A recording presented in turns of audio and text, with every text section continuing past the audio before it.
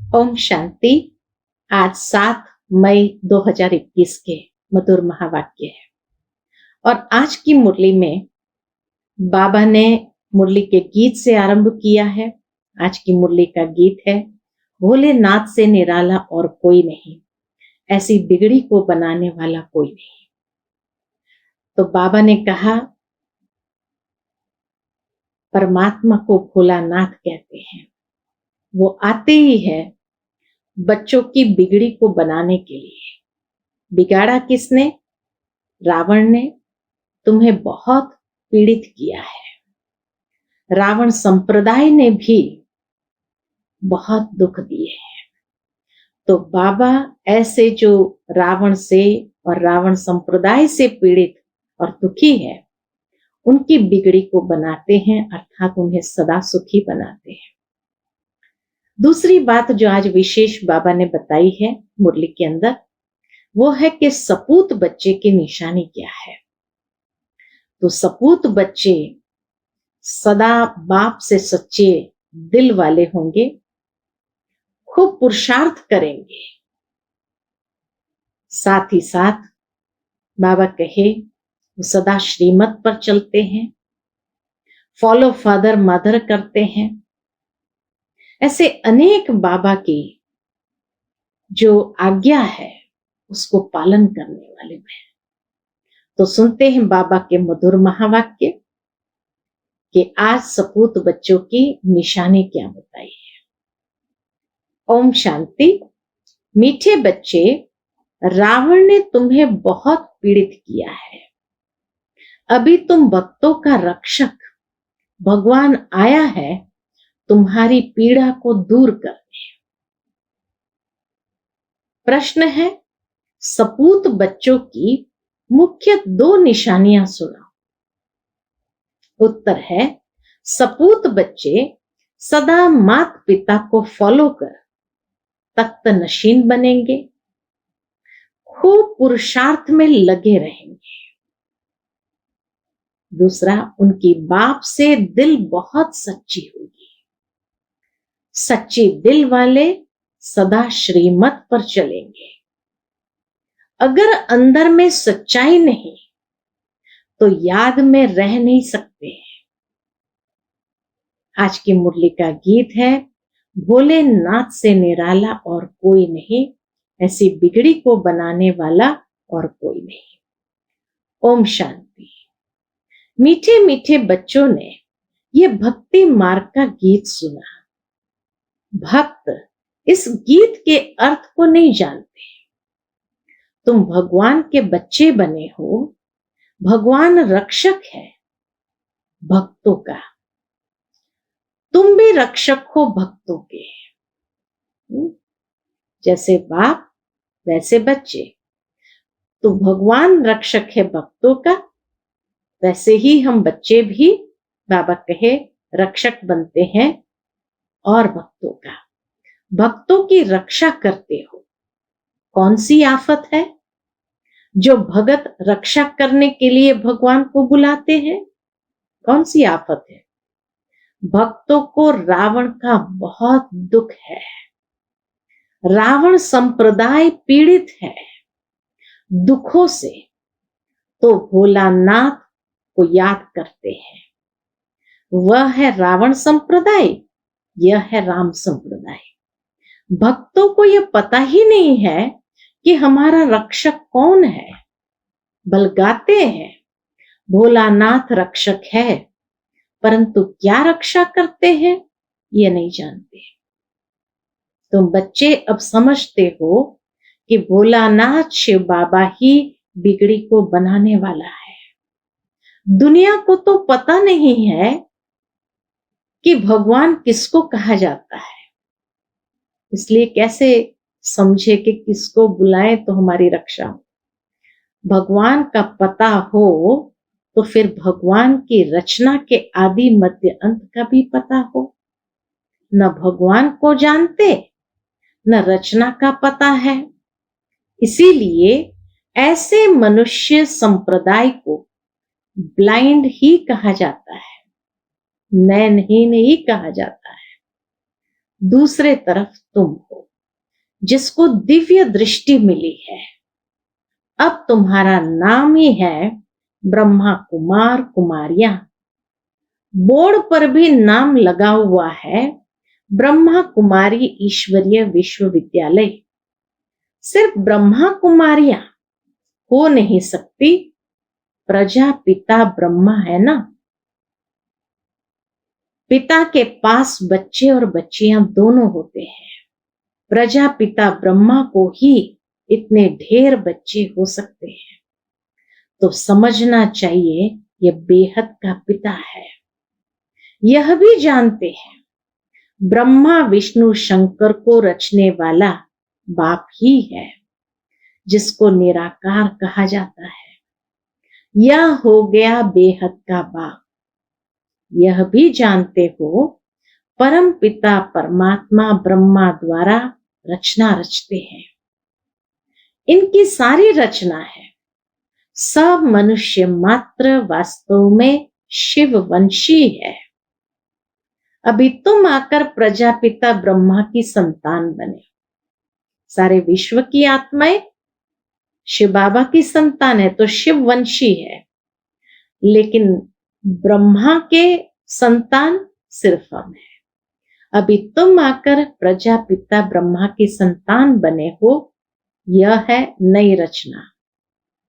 परम पिता परमात्मा ब्रह्मा द्वारा रचना रचते हैं, तो तुमको ब्रह्मा कुमार कुमारियां कहा जाता है। इतने बेहद के बच्चे हैं, जरूर बेहद का वर्षा लेते होंगे। बच्चे जानते हैं हम ब्रह्मा कुमार कुमारियों को शिव बाबा ने एडॉप्ट किया है। शिव बाबा कहते हैं तुम हमारे बच्चे हो। तुम आत्माएं भी निराकार थी, परंतु ज्ञान तो साकार में चाहिए। तुम जानते हो हम आदि सनातन देवी देवता धर्म के थे। ब्रह्मा द्वारा रचना यहां होती है। शिव जयंती भी यहां मनाई जाती है। यहां मगध देश में ही जन्म लिया है। मगध देश में जन्म लिया है। किसने? दादा लेखराज ने। वही फिर जब शिव बाबा अवतरण होते हैं, शिव जयंती होती है, तो फिर ब्रह्मा कहलाते हैं। तो मगध देश, सिंध को कहा ही जाता है मगध देश। तो बाबा कहे यहां मगध देश में ही जन्म लिया। बाप कहते हैं यह देश बहुत पवित्र स्वर्ग था। अभी इनको नरक मगध देश कहा जाता है, क्योंकि अधिकतर सिंध में जो सिंधी लोग थे वो बाहर विदेशों में रहते थे। व्यापार आदि के हिसाब से भी जाते आते रहते थे, तो इसीलिए वेस्टर्न कल्चर उनके जीवन में आ गया था। तो इसीलिए बाबा कहे अभी इनको नरक मगध देश कहा जाता है। फिर स्वर्ग बनना है। तुम बच्चों की बुद्धि में है शिव बाबा हमको फिर से राजयोग सिखाए पवित्र बनाते हैं। गाते भी है पतित पावन भक्तों के रक्षक भगवान। भक्त ही पुकारते हैं। पतित होते हुए भी अपने को पतित नहीं समझते हैं। बाप समझाते हैं तुम सभी पतित हो। पावन दुनिया सतयुग को, पतित दुनिया कलयुग को कहा जाता है। बाप तुम्हें सब राइट बताते हैं। लाखों वर्ष तो कोई चीज होती नहीं। मनुष्य घोर अंधियारे में है।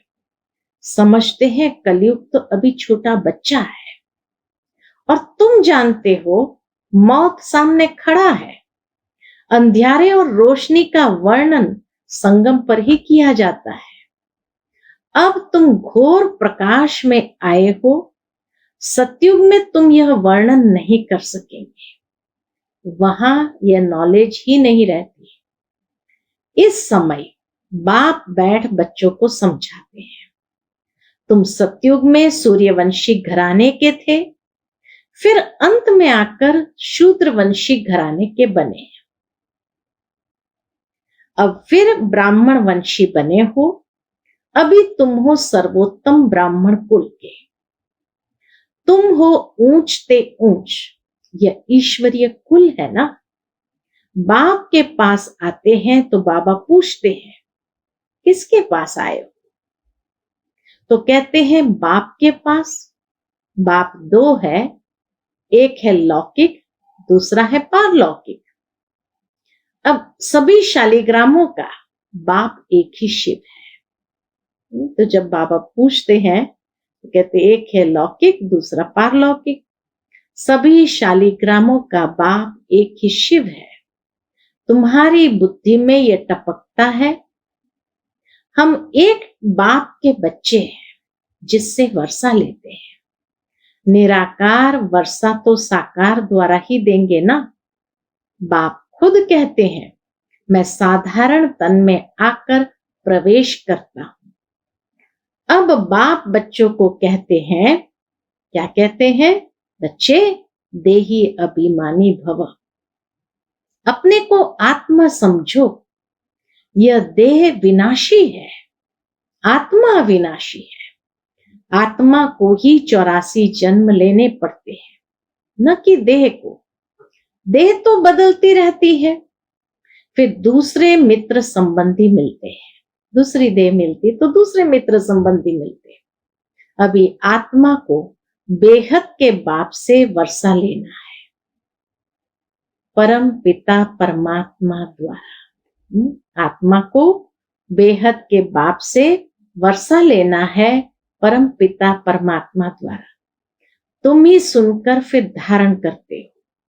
संस्कार तुम्हारी आत्मा में है, आत्मा में ही संस्कार रहते हैं। ऐसे नहीं कि शरीर के संस्कार कहेंगे, नहीं। तुम्हारी आत्मा के संस्कार तमो प्रधान है, उनको अब चेंज करना है। काया कल्प तरु कहा जाता है, काया कल्प वृक्ष समान बनती है, अर्थात आयु भी बड़ी रहती है। तुम जानते हो यहां तो आयु बहुत छोटी रहती है, वहां काया कल्प तरु, कल्प की तरह काया लंबे आयुष्य भोगती है। यहां तो बाबा कहे आयु बहुत छोटी रहती है। छोटी आयु में ही बैठे बैठे अकाले मृत्यु हो जाती है। अभी तुम काल पर विजय पाते हो, वहां काल कभी खाता नहीं। अकाले कब शरीर नहीं छूटता। तुम जानते हो अब यह शरीर बुढ़ा हुआ है, इनको छोड़कर नया लेना है। शरीर छोड़ने समय भी बाजे बजते हैं। सतयुग के अंदर जैसे ही शरीर बुढ़ा हुआ तो सोचते हैं अभी नया लेना है, तो शरीर छोड़ने समय भी बाजे बजते हैं, जन्म लेने समय भी बजते हैं। वहां रोने की बात ही नहीं होती। तुमको ब्रह्मरी का मिसाल भी समझाया है। तुम हो ब्राह्मण ब्राह्मणिया, ब्राह्मणी और ब्रह्मरी राशि मिलती है। जो काम ब्रह्मरी करती है वही तुम भी करते हो। वंडर है ना। ब्रह्मरी का दृष्टांत कछुओं का, सर्प का, यह सब शास्त्र में है। ब्रह्मरी का मिसाल है कि भू भू करके कीड़े को भी उड़ने वाला पतंगा बना देती है। तो बाबा भी कहते हैं तुम भी सबको ज्ञान की भू भू करके पतंगा बना दो। सन्यासी आदि भी ये मिसाल देते हैं। अभी तुम बच्चे बाप द्वारा ये सब समझ रहे हो। वह तो हुआ भक्ति मार्ग। पास्ट का गायन करना, इसका फिर बाद में गायन होगा। इस समय ही बाप इस तन में आते हैं। इनको यानी ब्रह्मा को भगवान नहीं कहा जाता। कल भी बाबा ने ये बात कही थी कि ब्रह्मा को, कृष्ण को भगवान नहीं कह सकते।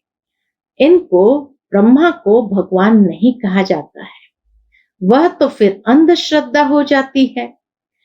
ऐसे भी मनुष्य है जो राम को, कृष्ण को भगवान समझते हैं, कृष्ण के लिए, राम के लिए भी कह देते, वह तो सर्वव्यापी है।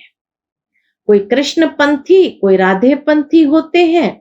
राधे पंथी वाले कहेंगे सर्वत्र राधे ही राधे हैं। कृष्ण पंथी कहेंगे जिधर देखो कृष्ण ही कृष्ण है। राम पंथी राम ही राम कहेंगे, समझते हैं राम कृष्ण से बड़ा है, क्योंकि राम को त्रेता में और कृष्ण को द्वापर में ले गए। कितना अज्ञान है। अब बाप तुम बच्चों को समझा रहे हैं। कितने ढेर ब्रह्मा कुमार कुमारियां हैं, जरूर बेहद का बाप होगा। तुम कोई से भी पूछ सकते हो, कभी नाम सुना है प्रजापिता ब्रह्मा का? बाप ने स्वर्ग की नई रचना रची है। गाया भी जाता है, ब्रह्मा द्वारा ब्राह्मण। जब तक तुम सब ब्राह्मण ब्रह्मा के मुख वंशावली नहीं बने हो, तब तक दादे से वर्षा नहीं ले सकते। बेहद के बच्चे बेहद का वर्षा बाप से ही लेते हैं। लिया था बरोबर, बरोबर स्वर्गवासी थे, अभी नरकवासी बन गए हैं। अब फिर प्रजापिता ब्रह्मा द्वारा परम पिता परमात्मा विष्णुपुरी स्वर्ग रच रहे हैं। कितना सहज है। शिव बाबा पूछते हैं, आगे तुमको यह ज्ञान था? इनकी आत्मा ही कहती है, मेरे में यह ज्ञान नहीं था। मैं भी विष्णु का पुजारी था।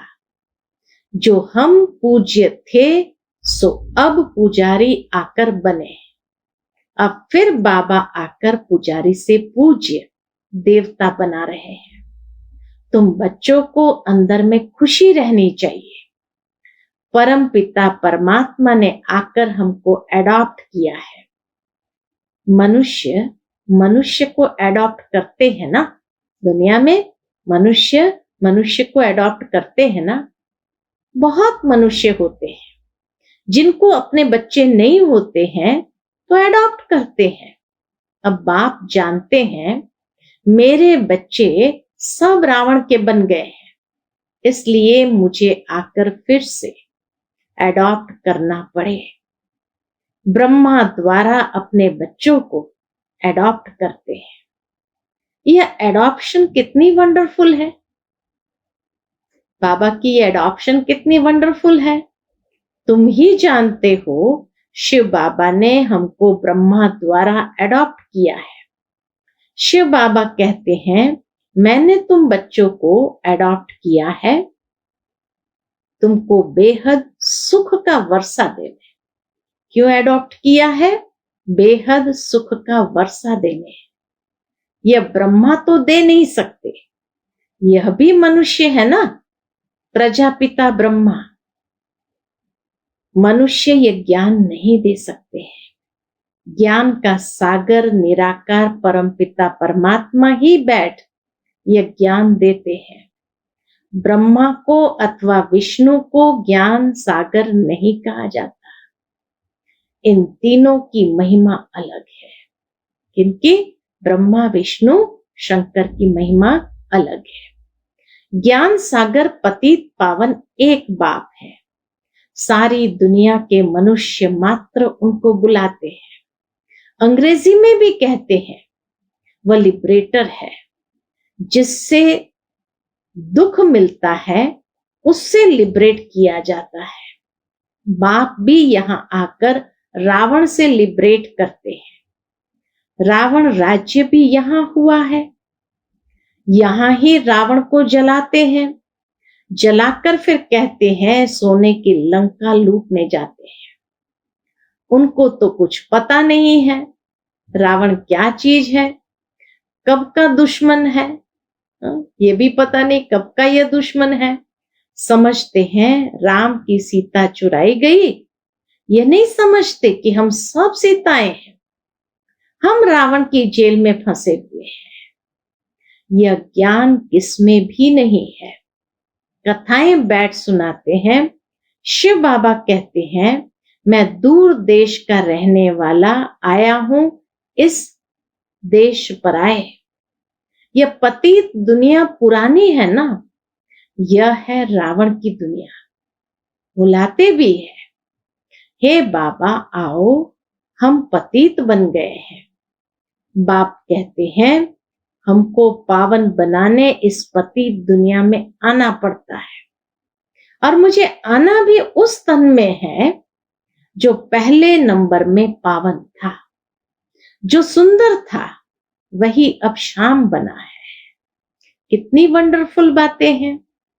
कृष्ण को श्याम सुंदर क्यों कहते हैं, यह किसको पता नहीं है। क्या एक कृष्ण को ही सर्प ने डसा? सतयुग में थोड़ी सर्प आदि होते हैं। बाप कहते हैं, ये अंतिम जन्म मेरे कारण पवित्र बनो तो पवित्र दुनिया के मालिक बनेंगे। सिर्फ मुझे याद करो और पवित्र बनो। अलफ को याद करो तो बे बादशाही तुम्हारी है। यह है सहज राजयोग, सहज राजाई। बच्चा पैदा हुआ और वर्षे का हकदार बना। यहां भी बच्चे जानते हैं कि हम बाप के बने हैं, तो स्वर्ग की राजाई के हम हकदार हैं। अब बाप कहते हैं, सतो प्रधान से तुम तमो प्रधान बन गए हो, फिर सतो प्रधान बनना है। योग और ज्ञान सिखाने में 1 सेकंड लगता है। बाबा को 1 सेकंड लगता है। बच्चा पैदा हुआ और वारिस निश्चय किया, तुम बाप के बने हो तो राजधानी का वर्षा तुम्हारा है। परंतु राजा रानी सब तो नहीं बनेंगे। यह है राजयोग। राजा रानी, प्रजा, शाहूकार, गरीब सब चाहिए। इसलिए रुद्र माला भी बनी हुई है, जो भक्ति मार्ग में जपते हैं। तुम जानते हो, हम राजयोग सीखने आए हैं। माता पिता को फॉलो कर पहले पहले सूर्यवंशी चंद्रवंशी बनेंगे। सपूत बच्चे वह जो माता पिता को फॉलो कर तख्त नशीन बने। पुरुषार्थ खूब करना चाहिए। बाप कहते मुझे याद करो तो करते नहीं, श्रीमत पर चलते नहीं, अंदर सच्चाई नहीं है। दिल सच्ची हो तो श्रीमत पर चलते, बाप को याद करते रहे। श्रीमत पर ही तुमको दादे का वर्षा मिलता है। ब्रह्मा स्वर्ग का वर्षा दे नहीं सकते। दादे की कमाई पर पोत्रे का हक रहता है। बाप की कमाई के बच्चे भागीदार बनते हैं तो हकदार है। यहां तुमको शिव बाबा से वर्षा मिलता है। ज्ञान रत्न बाप से ही मिलते हैं। तुम जानते हो, हम ब्राह्मण ही सो फिर देवी देवता बनेंगे। जगदम्बा कौन है? बाप समझाते हैं, ये ब्राह्मणी थी, ज्ञान ज्ञानेश्वरी थी, फिर राज राजेश्वरी बनती है। तुम भी ऐसे बनते हो। अच्छा, मीठे मीठे सिकिलते बच्चों प्रति माता पिता बाप दादा का याद प्यार और गुड मॉर्निंग। रूहानी बाप की रूहानी बच्चों को नमस्ते। हम सब रूहानी बच्चों की रूहानी माता पिता बाप दादा को याद प्यार, गुड मॉर्निंग और नमस्ते। नमस्ते। शुक्रिया बाबा, शुक्रिया। आज की मुरली से धारणा के लिए मुख्य सार है। पहली पॉइंट, आत्मा में जो तमो प्रधानता के संस्कार है, उन्हें याद के बल से चेंज करना है, सतो प्रधान बनना है। दूसरी पॉइंट, बाप से राजाई का वर्षा लेने के लिए सदा सपूत बच्चा बन श्रीमत पर चलना है। सच्चे बाप से सच्चा रहना है। माता पिता को पूरा फॉलो करना है। ज्ञान रत्नों का दान करते रहना है। आज का बाबा का मधुर वरदान है, सहयोग की शक्ति से असहयोगियों को सहयोगी बनाने वाले बाप समान परोपकारी भव।